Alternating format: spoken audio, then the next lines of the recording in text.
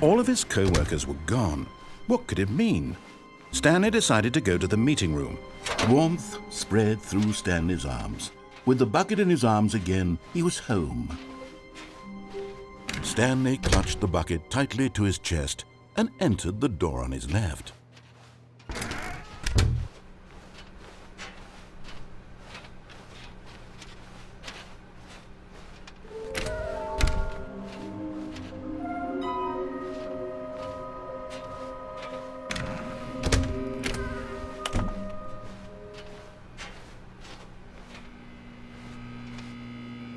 Oh, Stanley, can you feel it?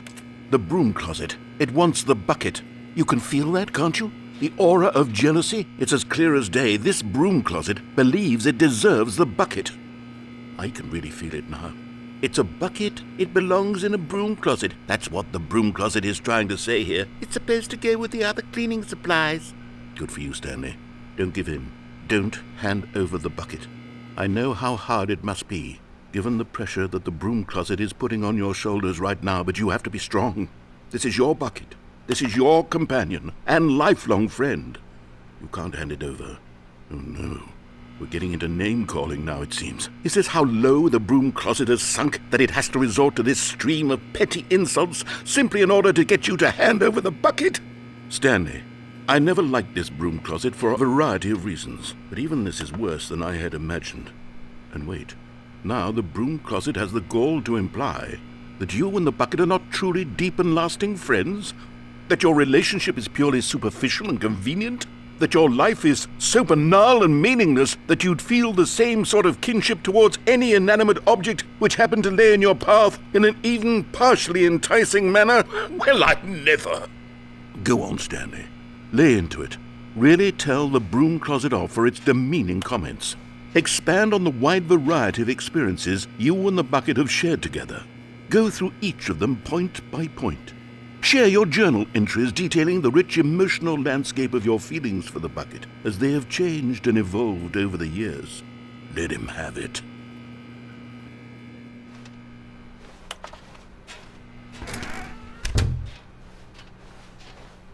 Okay, coming to a staircase, Stanley and the bucket walked upstairs to the boss's office.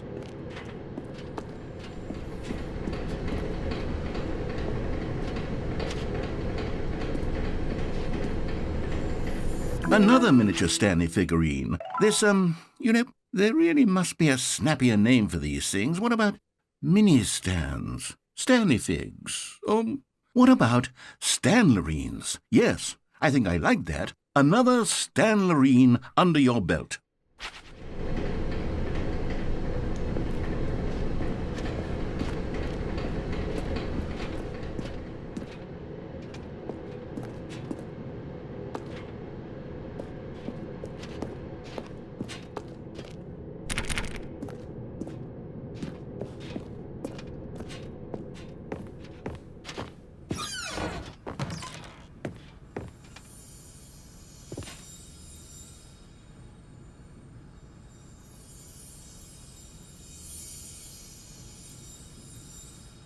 Okay, I'm going back to the name of these little Stanley figurines, and now I'm torn between Stanlerines and Figleys. What do you think, Stanley?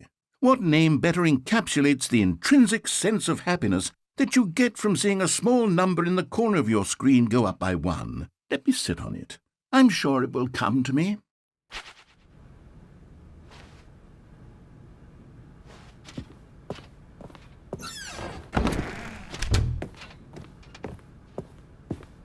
Stepping into his manager's office, Stanley was once again stunned to discover not an indication of any human life. Crushed by the weight of this revelation, Stanley may have broken down into an emotional dumpster fire if not for the soothing presence of the bucket. Even now, in his darkest of hours, did the bucket's warmth and guiding light pierce the dark clouds of confusion and chaos. It would be with him always. The bucket would, and he knew it. The two of them were inseparable. At this point, Stanley was so absorbed in the tender spiritual connection he shared with the bucket that he didn't notice the keypad behind the boss's desk.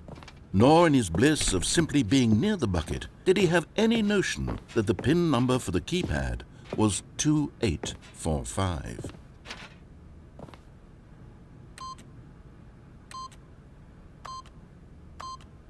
But Stanley guessed the correct code by sheer luck. Was it that the bucket knew all along? Was the bucket guiding him? Yes, this is certainly the most logical explanation.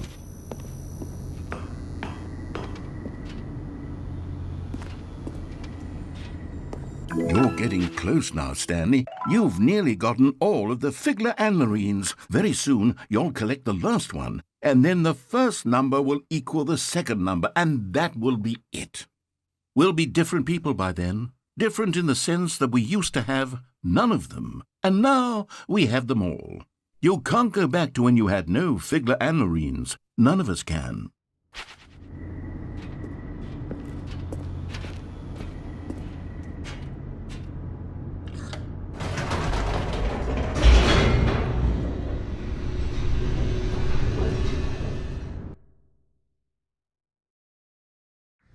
The elevator raced downward, plummeting towards an unknown fate. It would be all Stanley could do to keep himself together, if not for the bucket. Soothing him, comforting him, reassuring that in this darkest moment of uncertainty, he would be all right. The bucket is here for you, Stanley. Everything will be fine.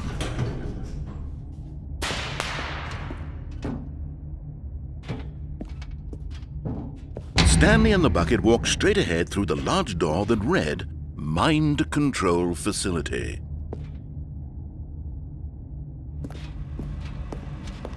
Although this passageway had the word escape written on it, the truth was that at the end of this hall, Stanley and the bucket would both meet a violent death.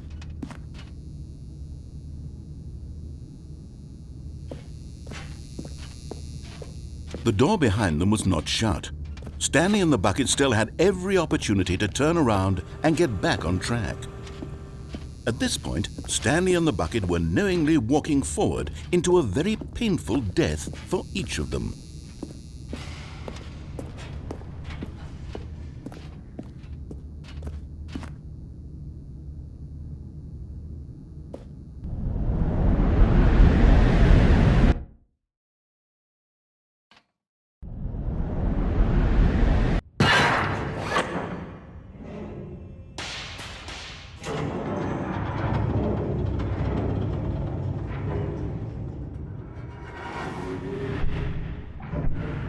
As the machine whirred into motion and Stanley and the bucket inched closer to their demise, Stanley reflected on how meaningless the bucket's warmth and comfort had turned out to be. To be sure, it puts the mind and the soul at ease to embrace the bucket, but what use is a sense of ease when you're about to be crushed to death? This is what Stanley thought to himself, and he sort of kicked himself for wasting so much time carrying a bucket everywhere. Farewell, Stanley.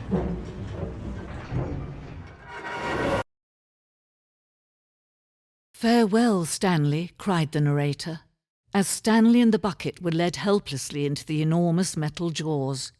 In a single visceral instant, the bucket's life came to an end as it was crushed violently to death.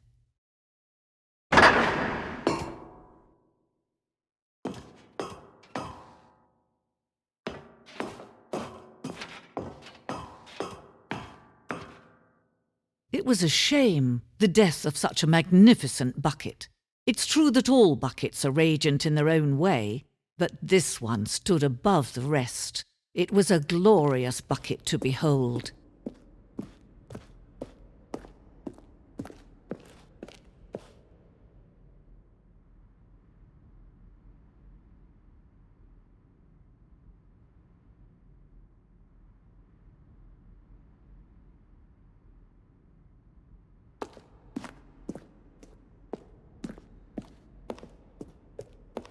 Can you see how arrogant it was for Stanley to take a bucket like this and to claim it for his own? Can you see the hubris that blinded him? Can you see that the bucket is far more noble than Stanley will ever be in his short life?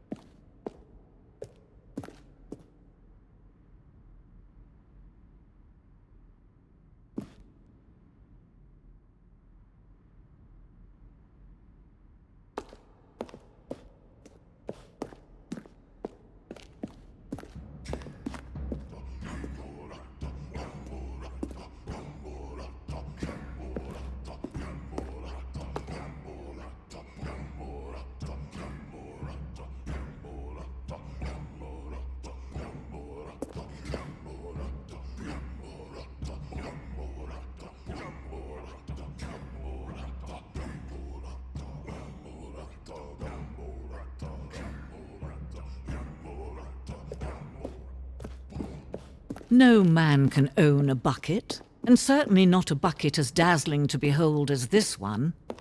It is man who should kneel before the bucket.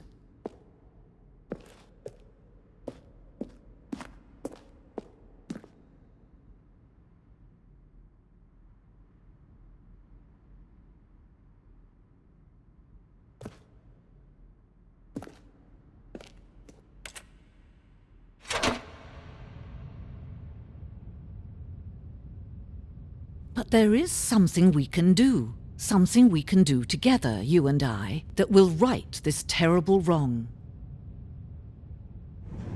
Let Stanley die. Let him be crushed by the machine. Don't reset the game. Don't give him another opportunity to run off with another beautiful bucket. We can save the world's buckets from their treatment as tools and implements if only we let Stanley die together. The bucket shall take its place as ruler, as leader, as commander of a new world, a new vision.